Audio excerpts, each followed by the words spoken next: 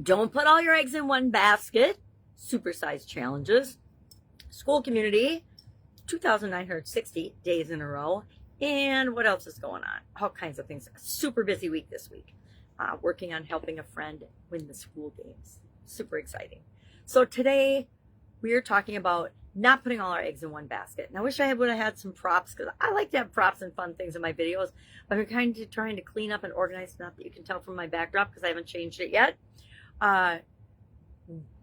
Just simplifying it. I'm on this mission to simplify kind of everything. It's why I'm putting things on the Skool platform. It's why I'm putting Supersize Your Business on the Skool platform, and the things that I want to do, because I want to have one central hub, which is something I have personally wanted and almost created when I first came online. But I'm like, I'm not interested in creating. I just come off a team that I was leading and funding for creating a mobile app, and thank goodness we didn't, because it was a social mobile app for getting out and about and knowing where people were hanging out and things, and the pandemic hit. So it was like we were pulling the plug right as the pandemic hit, thank goodness, because it would have been a very bad timing to try to roll that out and introduce that to the marketplace when the marketplace was all stuck in their houses, locked at home.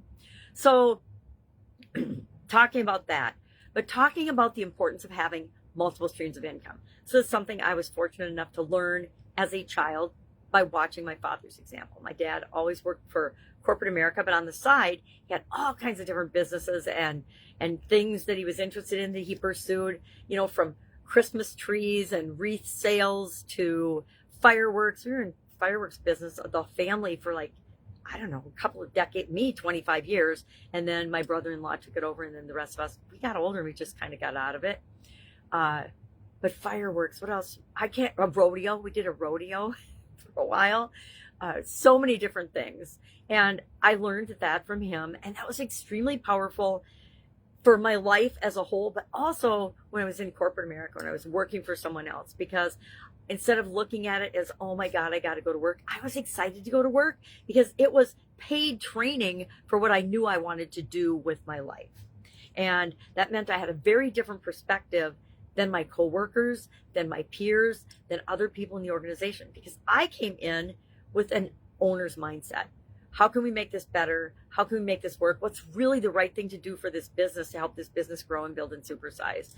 And that gave me a different filter and a different lens and a different way of looking at things. So when I got laid off or let go because the company was sold, instead of being devastated like so many other people, I took it as, hey, I understand. And I actually knew by looking at and through the lens I looked at 8 months before I did get laid off. So I had made plans to buy my sister out of our Italian food manufacturing business. And so then I just ran that by myself for another decade and a half.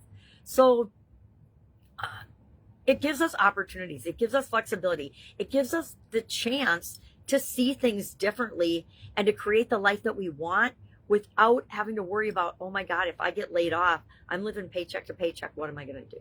Because that is what the vast majority of people, not just people, but business owners in this country and in this world are doing. And that is a very scary, precarious place to be.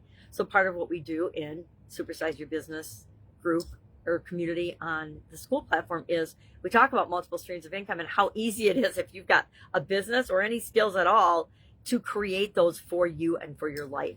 Guess what? Nobody else is going to manage your business or your career for you. You can hire people too, but you can't give up that responsibility. It's always up to you.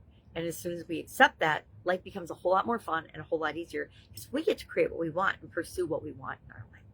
So I could talk about multiple streams of income all day long. I could talk about different business lessons learned and things all day long, which is why we've got the Supersize Your Business community, because I could talk about business related things all day long. It's just one of my topics and one of my passions and one of the things that's so ingrained in who I am. Somebody asked me, well, why aren't you doing a personal development or a woo-woo type? Number one, I'm not really that woo-woo. I just have become that way since my cardiac arrest. But why aren't you doing something like that on the Skool platform? And because business is just natural for me. It's been part of my life since I was a little girl and saw the example of my dad.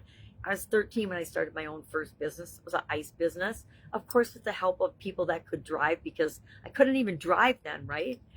My first job was at